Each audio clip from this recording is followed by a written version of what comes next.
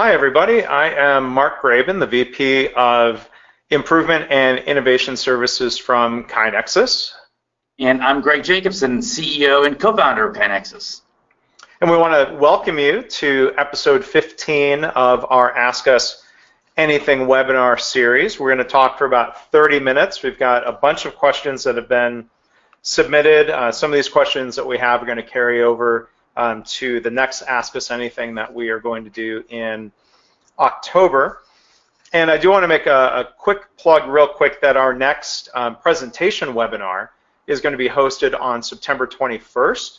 We're going to have Teresa Hay McMahon, the Executive Director of the Iowa Lean Consortium, and she's going to be joined by Stephanie Hill, a Continuous Improvement Manager from a company called Craig Tools, talking about collaboration across organizations within the state of Iowa. Craig Tool is a customer of KaiNexus, so we're real excited they're going to share some of their story. And I do want to mention, I think this says Iowa Lean Consortium on the back. Is that right? It does.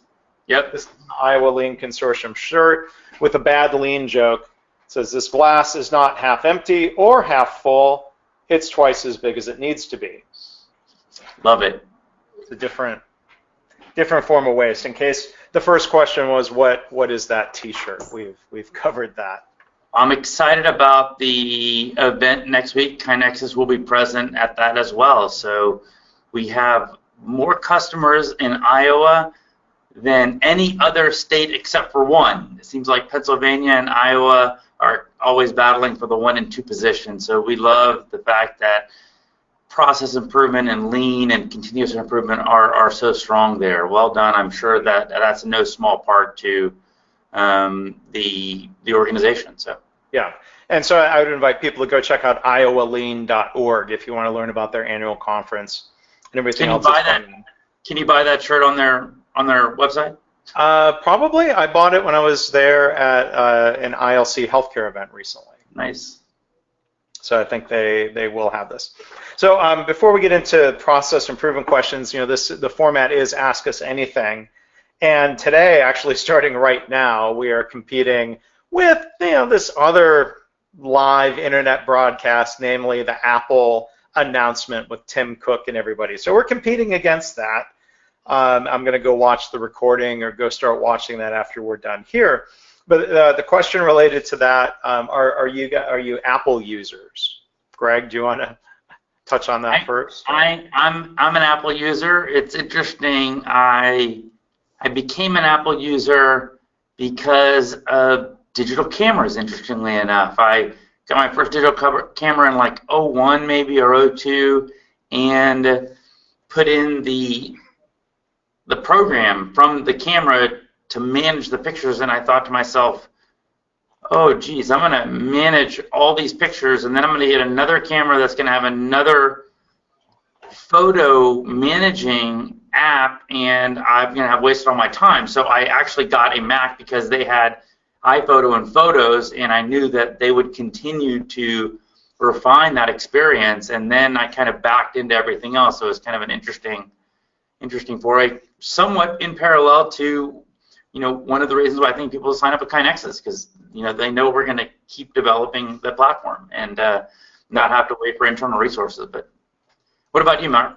Well, when I was in high school, my family had an Apple IIgs, which was sort of blurring the lines between the Apple II computer and the Mac. So it was Apple, it wasn't Mac, it had color screen. The GS meant it had good graphics and good sound. But it was still, floppy disks, and it was pretty old. But between engineering school and the corporate world, I used Windows. But for probably the last 7 years now, I've been pretty much full-time Mac. I'm an iPhone user, an iPad user. I don't have an Apple Watch, which surprises people. But to me, I don't have a problem that the Apple Watch solves, I think. But I am excited to see what the announcements are today.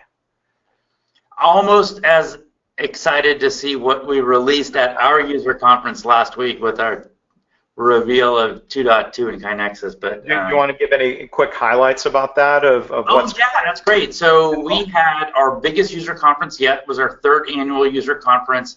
primarily, I think almost exclusively this year, was all KaiNexus customers, one that's soon to be a KaiNexus customer. We reviewed about 10 releases over the year, highlighting the big items, but then we did our reveal of our next big release, which includes the top things on that are Gantt View, which has been one of the top requested features for some time, and we released a really cool way where you could completely customize your layout of your screen, and we think the best use case of that is an A3 layout. So you can, I mean, truly mix and match every component of your improvement to really give a one-for-one layout of your A3. We're going to be releasing that version in October, and I cannot wait to see what people do with that. I think it's going to be really exciting. Yeah. And if people want to learn more about that, they can just email you, I guess, right? Greg at KaiNexus.com. Go to the KaiNexus.com website. Yep, and we'll be turning around videos that we took from that probably in the next couple weeks as well. So all right. It was just a lot of fun, a huge amount of energy in the room. We get so much energy at the KaiNexus team talking with all of our customers, and we gave out our first annual NEXI Awards. Yeah. And people are going to be battling for those again next year. So yeah. A lot of fun. All right, so our process improvement related questions here. Jeffrey asked, do you have examples of lean being used for patient experience, not just improving flow, decreasing waste, waiting times, etc., but truly improving the experience from a patient's perspective? I have seen many examples related to that. Right offhand, I think of my co-author Joe Schwartz and his health system in Indianapolis. In the NICU, they have implemented hundreds and hundreds of ideas, and I would bet at least half of them are related to the patient-family experience, doing things to ensure better privacy for mothers when they're nursing their babies, making sure curtains stay closed, putting signs on the curtains, warning people not to barge in, signs about reserving a shower that they have available, improving that process. I mean, I think it's all about what leaders ask people for. If leaders ask people to come up with ideas related to the patient experience, then I think you're going to tend to get those ideas. Greg, what are your thoughts on this? My initial thoughts are a little cheeky in that, to me, improving flow, decreasing waste, and wait time sound like they're all directly related to patient experience. Right. But I get the nature of the question, and I think right now, if you were to look at our cumulative completed, I would say between 15 to 20% of all improvements relate to patient satisfaction. That's probably the nearest correlate that I could think of for patient experience. But at the end of the day, what you're really talking about is meeting the needs of a patient, right? So meeting the needs of your customer is the definition of quality, and part of the needs is the entire experience of whatever you're doing. So I don't see any fundamental disconnect with why you can't point people in that direction. And if you look at our data and our experiences, there certainly would show that you can kind of apply these principles to any part of your customer. Yeah, I've got a friend of mine who works at Seattle Children's Hospital, and he went from a role in their continuous process improvement department to being an assistant director, I believe it is, in the cafeteria, dietary services. And they've used lean to, so I was referring earlier more to Kaizen, small improvements. At Seattle Children's, they've used lean as a process for both designing new space, quote unquote lean design, and process improvement and a lean management system to transition from food being delivered at scheduled times to the patients, to patients being able to do room service ordering. So on demand, what they want, when they want it, and I'm sure there are dietary guidelines that are involved, but I think things like that do a lot to improve the patient experience. It's not just about building a prettier looking building or giving people private rooms instead of semi-private rooms. There are a lot of process and service related improvement opportunities. And I think the final thing I'll add, when you actually have staff attuned to the patient experience, and you see somebody who looks confused, seems annoyed, is sort of grumbling, you can, I was at a hospital yesterday where they talked about service recovery, apologizing, having empathy. I think then that needs to tie into process improvement. When you see somebody is annoyed with something, don't just smooth things over, but do improvement work that prevents that problem from occurring again. I think that's more timely, and I think more beneficial than the patient surveys, because there are things that people will be annoyed by that they might not remember and might not think to complain about in the surveys. It almost is corollary to the belief we have here at KaiNexus that incidents, and whether they're safety or defects or whatever, but tying incident or near misses to improvement versus risk management is going to ensure that you've at least attempted for that not to happen again. And just continues to, it's almost like learning from failures versus trying to kind of mitigate the risk from failures. Yeah. All right. Great question. So our next question. What was that? Great question. Yeah. Good. Yeah. We appreciate all of these questions. Next question from Jim. Another healthcare related question, but I think a lot of this applies to all sorts of organizations. Jim asks, in my hospital, we are totally project-based at this time. I think the goal of the organization is to get to the front line sometime in the future, but at this time, they're totally focused on lean projects. How do we move from a project focus to the frontline individual focus for lean and continuous improvement? Let me take a stab at this one first. I've been coaching an organization right now. They are a potential KaiNexus customer. They are outside of healthcare, and they have been doing what they call continuous improvement projects for 20 years. The problem is these projects would drag on for months, if not years. They were hardly continuous. They were improvement. And I think what we see in a culture of continuous improvement or a lean culture is you're doing some big projects, strategic initiatives.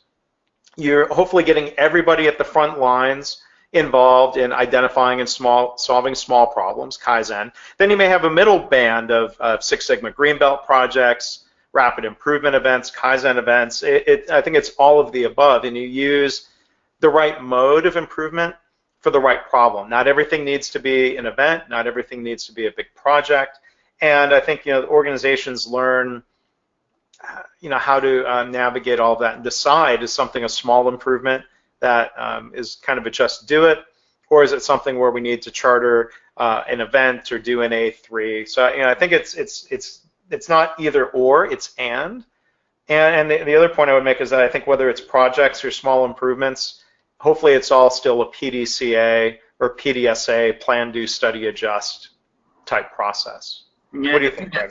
Yeah, I think that's great, Mark. I think there needs to be a realization by an organization to, I think, really make movement in this area. And that realization is that 80% of the improvement potential of an organization is sitting at their front lines doing bottom-up work.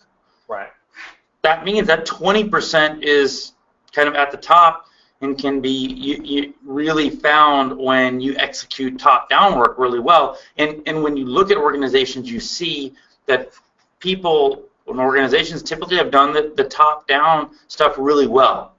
And so Alan Robinson quotes the 80% rule. A lot of that data comes out of Motorola. We could sit here and maybe it's not 80, maybe it's 65, or that's great. Yeah, that Mark is showing exactly this thought process of where it lasts. And so when you recognize that, then and you're trying to change mine, I'm thinking of Dr. Mark Javin's lecture talk that he gave last week about kind of the neuroscience behind changing minds.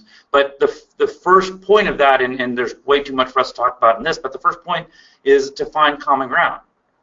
And if you can find common ground, then you can kind of move from there. So I think when you're trying to say, hey, we have goals in an organization, great.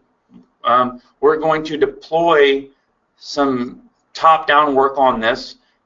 Wouldn't it be great if we did even more improvement work related to these areas without increasing the bandwidth or the stress level of our project teams? Wouldn't that just be a great? Yes, it would be great. And so once you start kind of moving through common ground, you can start to get to the point where you can open up people's minds, and then you're going to do this just like we've seen at every organization that we've watched, and that's going to be, you're going to first find the middle management leaders that are really open to this concept and are really interested in kind of pioneering that. And then you're going to be doing PDCA cycles as you start expanding these kind of hot pockets of time. So I think that you can certainly change the mind of an organization, but it's going to take kind of some of the fundamental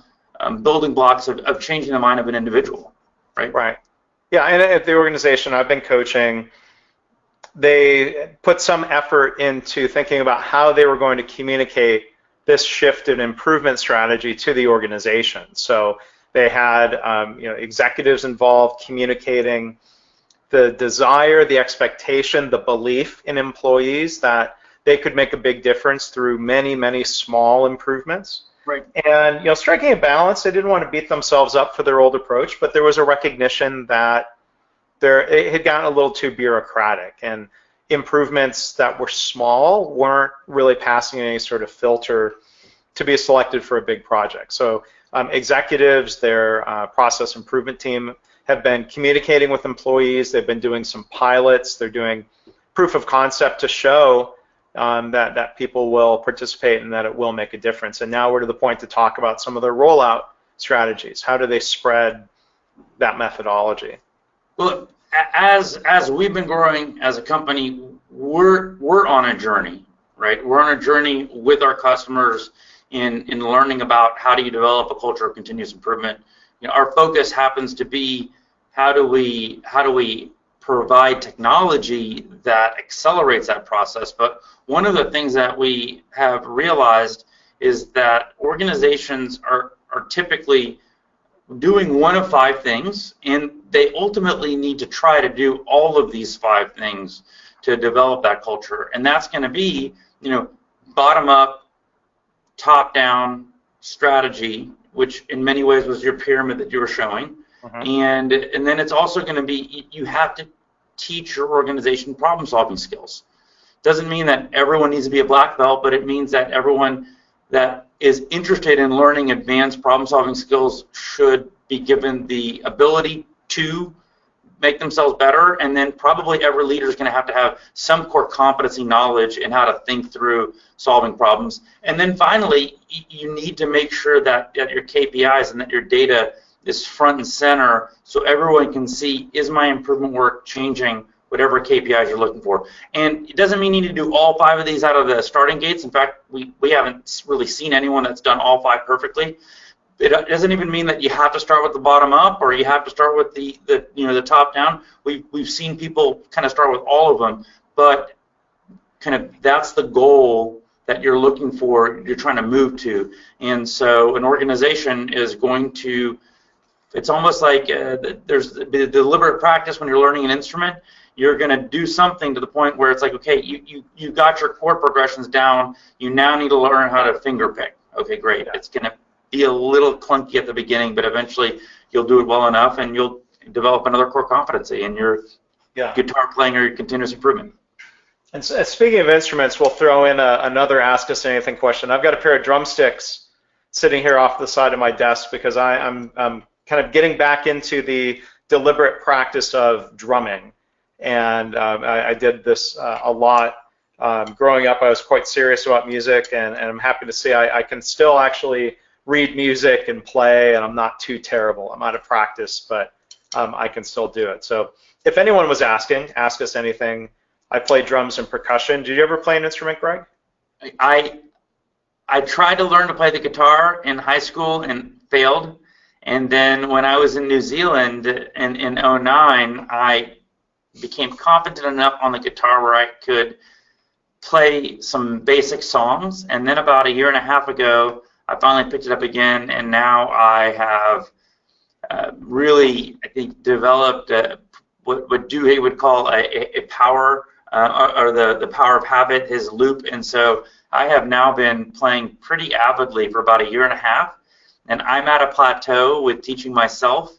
And we're always learning about kind of growth mindset, and we're learning about grit, and we were just reminded by that with our user conference, where we had such an elegant talk on some of these concepts. And I'm at the point where I think I need a coach, because without kind of expertise kind of being at your side, sometimes you don't know what you don't know, if you will. So I'm really enjoying the guitar. Well, and like you said, everybody can use a coach. I'm amazed. I'm going to hold up my drumsticks again. I don't mean to wave them threateningly at anybody, but through YouTube, boy, there is all kinds of free online instructional video. When I was a kid, I had no access to, because I had an Apple IIgs computer that did not connect to the internet. There really wasn't internet in 1990, 1991. What a huge advantage that is. And I think that's the same with learning lean and process improvement. There are so many free resources on the internet. Blogs, podcasts, including KaiNexus and my own. There are a lot of videos. You can see free videos from our friends and partners at Gemba Academy. We certainly encourage people to pay for those videos, for the full in-depth library. Boy, the internet opens up all kinds of possibilities. It's a new world. So I think this next question will connect, though, into the idea of technology and the internet. And this is a little bit more of a KaiNexus related question. I'll let you address this first, Greg. So Amanda writes, our hospital is attempting to implement lean throughout and has made a mandate that every unit in the hospital do daily huddles. Maybe I'll come back to that point. There are always multiple questions within the question. I work in IT and a unit of business system analysts that do an assortment of duties and work in different offices across town from each other. So is it possible for us to do effective huddles daily? If so, what and how do you suggest we accomplish this task? Greg? I mean, that's a great question, Mark, and one that I love to answer, just because KaiNexus is such an obvious answer for it. I think there's primarily 5 areas that technology, and by technology, I'm talking even about paper, SharePoint, Excel, and anything that you're doing to get it out of kind of oral tradition is some form of technology, right? I mean, ask the printing press in the 1600s if paper and ink aren't technology. But it needs to accomplish 5 things. It needs to help with collaboration. It needs to help with visibility. It needs to help measure the impact. It needs to become a knowledge repository, and it needs to help develop a standard. Right? Those are the 5 things that technology needs to kind of influence in this process. And that collaboration and visibility is so obvious that you need a digital solution when you're talking about distributed teams. And in fact, what we're now realizing is, because we're becoming more connected, it has created this opportunity that people are able to do work in distributed teams much easier than they could even 5 or 10 years ago. And so we have numerous examples of customers that are doing daily huddles using KaiNexus, whether they're jumping on a GoToMeeting or a Hangout, or they're just getting on a conference call and everyone's working off of the same board. To me, that's the natural and easiest way to recommend a team that's distributed throughout a town that all can't get together at 9 a.m. They can still get together on the phone, on the intrawebs, virtually, and all be working off of the same, quote, sheet of paper, if you will.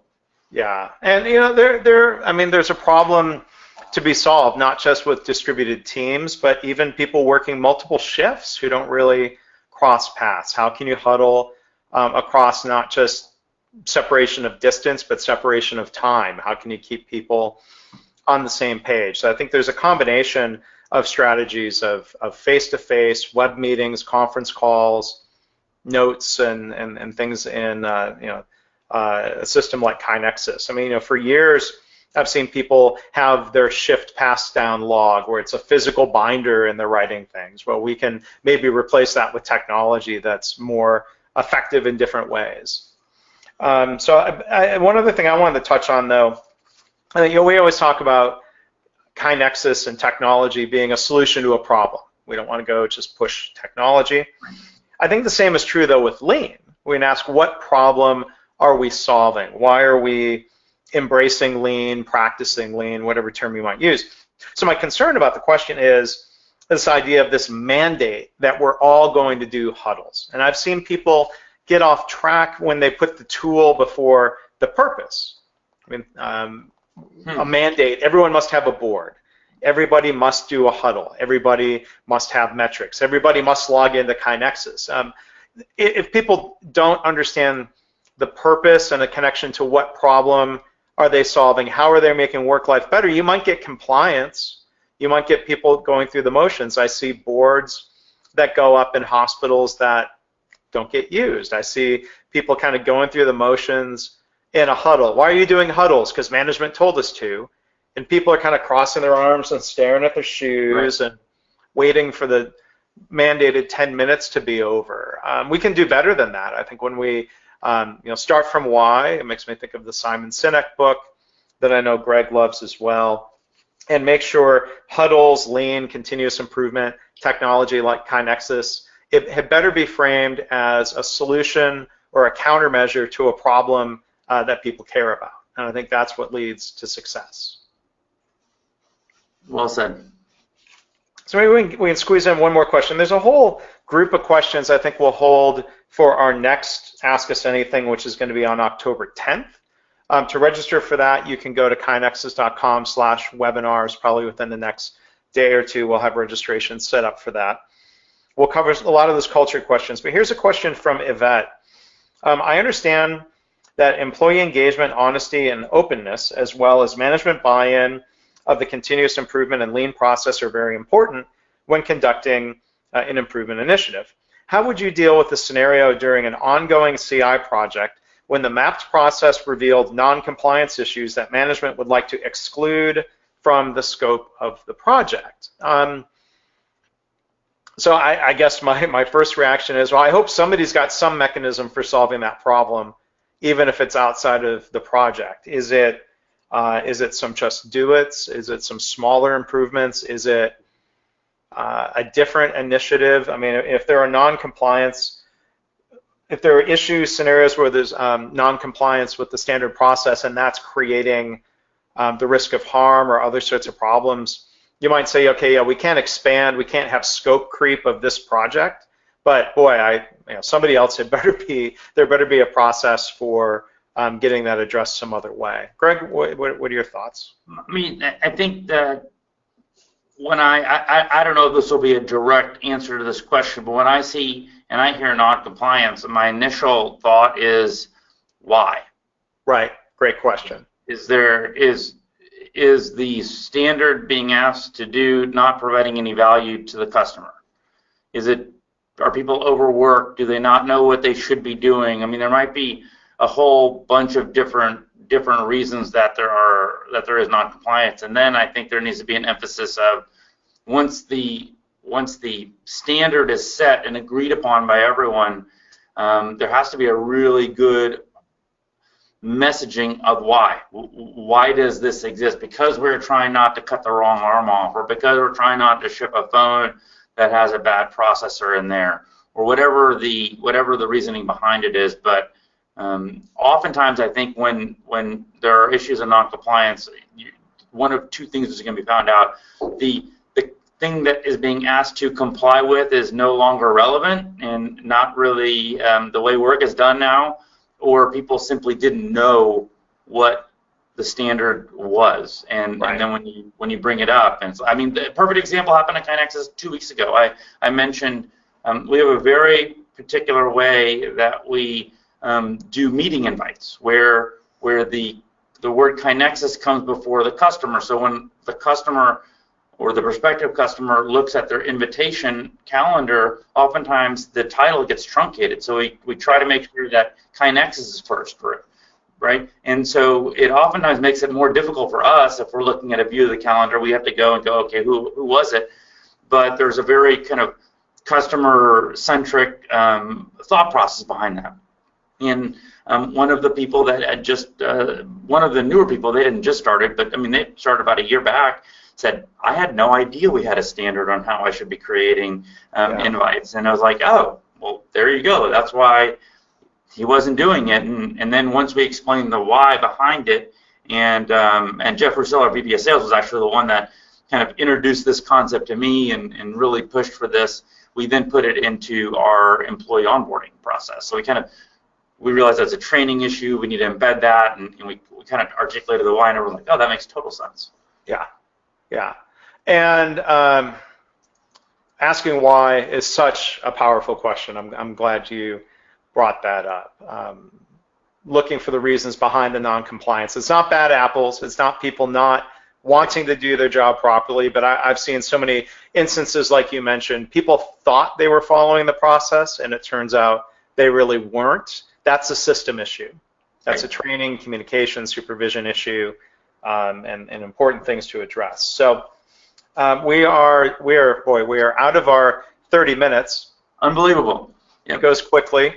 Our next Ask Us Anything will be again October 10th. The next presentation webinar with our friends from Iowa and the Iowa Lean Consortium collaboration efforts will be on September 21st. And one other thing I'm going to mention, Greg, I had a live blog about the Apple announcements loaded, and I just took a peek at it. Right now, they've been announcing Apple Watch features, and I thought you would be interested as an ER doc. The Apple Watch, the new version is going to have better heart rate tracking, where it will notify you if you're not active and your heart rate is higher than would be expected. So it knows if I'm on the elliptical and I'm moving my arms and my heart rate's up to 150, great. If I was sitting here doing this, and I'm a Fitbit person, I don't have it on right now, it would be bad if my heart rate was at 150 just sitting and having a conversation. Yeah, absolutely. I love it. Brilliant. That's almost like we're carrying an EEG or an ECG or an EKG monitor around with us at all times. Funny you mentioned, because they're going to have to go through some clinical studies, but they are taking that data and that they will now be analyzing for arrhythmias, including AFib. Yep. And they're going to do some clinical studies and make sure this is all validated and not overpromised. But boy, that's an interesting medical feature there. So I want to thank everybody for joining us today here. Those of you who are on the live broadcast, those of you who are just watching the recording, would encourage you to check out our YouTube channel. You can find all of the past Ask Us Anythings there, and we also post the audio on our KaiNexus podcast, which you can find in iTunes, different app stores and podcast directories. You can also go to kainexus.com/podcast. With that, Greg, as always, I'll let you have the last word. And as always, there's no better day than today to start spreading continuous improvement. Best of luck.